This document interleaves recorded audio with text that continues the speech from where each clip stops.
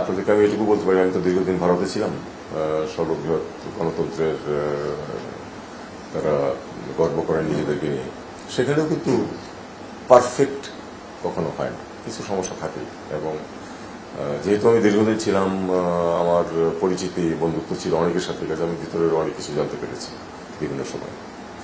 তো আমি আশা করব যে যে নির্বাচন সামনে আসছে, এটা অবশ্যই আমাদের জনমতের প্রতিনিধিত্বশীল হবে। শুধু তাই না, মানুষ ভোট দিতে যেতে পারবে, ভোট দিতে পারবে, এবং সেই ভোট প্রপারলি গণনা হয়ে রেজাল্ট হবে।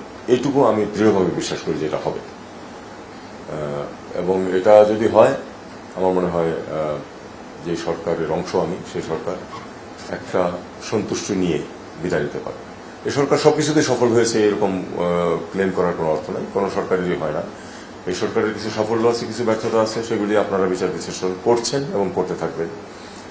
একটা প্রসঙ্গ আমি বলেছিলাম যে আর কিছু না হোক সরকারের সমালোচনা তো করতে পারছেন, এই একটা ইমপ্রুভমেন্ট অন্তত হয়েছে, যেটা খুব কঠিন ছিল আগে। কারণ আমিও একটু লেখালেখি করতাম, আপনারা জানেন। তো আমি জানতাম যে আমার সীমা কোথায়, কোন লাইনটা আমি পার হতে পারবো না। তো আমার মনে হয়েছে যে ঠিক ওই রকম একেবারে স্যাক্রোস্যাক্ট কোনো লাইন এখন নেই। অন্ততপক্ষে ক্রিটিক্যাল হওয়ার সুযোগ আছে, সুযোগ ছিল এই 1.5 বছর। ভবিষ্যতে কি হবে সেটা তো পরবর্তী সরকার যেটা আসবে, আমরা আশা করবো যে তারা আমাদের এই সরকার ভালো যা কিছু করেছে সেগুলো তারা গ্রহণ করবে, যেখানে আমরা ব্যর্থ হয়েছি সেগুলিতে তারা সাফল্য অর্জন করবেন। আমি এই আশা করি যে একটা স্থায়ী সরকার যখন আসবে। আমাদের তো সরকার বাই ডেফিনেশন অস্থায়ী, ইন্টারিম গভর্নমেন্ট।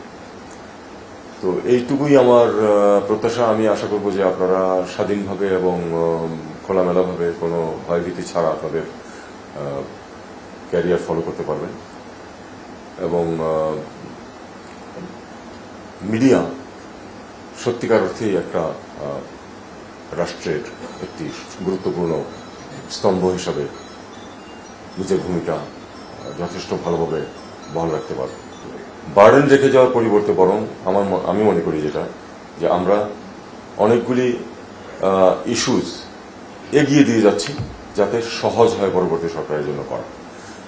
যেমন ধরুন,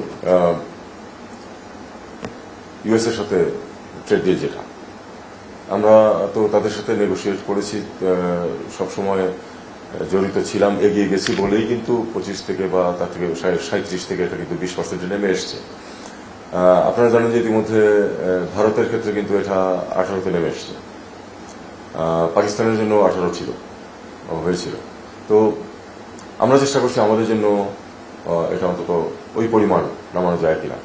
যদি আমরা এটা করে যেতে পারি, আমি তো মনে করি যে পরবর্তী সরকারের জন্য একটা কাজ কমিয়ে দিয়ে গেলাম, অন্তত তাদের জন্য সহজ করে দিয়ে গেলাম। একইভাবে যেই চুক্তিগুলির কথা আপনারা বলছেন জাপানের সাথে বা এরকম, সেগুলি কিন্তু হঠাৎ করে হচ্ছে না। গত আরো আগে থেকেই কোনো কিছু কিছু আছে যেগুলির ইনিশিয়েটিভ আরো আগে থেকে হচ্ছিল, এবং সেগুলিকে আমরা ফলো আপ করেছি গত 1 বছর 1.5 বছর ধরে। এখন ফ্রুইশনের কাছাকাছি এসছে। ইনফ্যাক্ট আরো হয়তো 1 মাস আগে হতে পারতো, কিন্তু তার মধ্যে আমরা 2-1টা পয়েন্ট দেখেছি যে আমাদের খুব পছন্দ হচ্ছে না, স্বার্থে যাচ্ছে না, সেগুলি নিয়ে আমাদের রিনেগোসিয়েট করতে হয়েছে।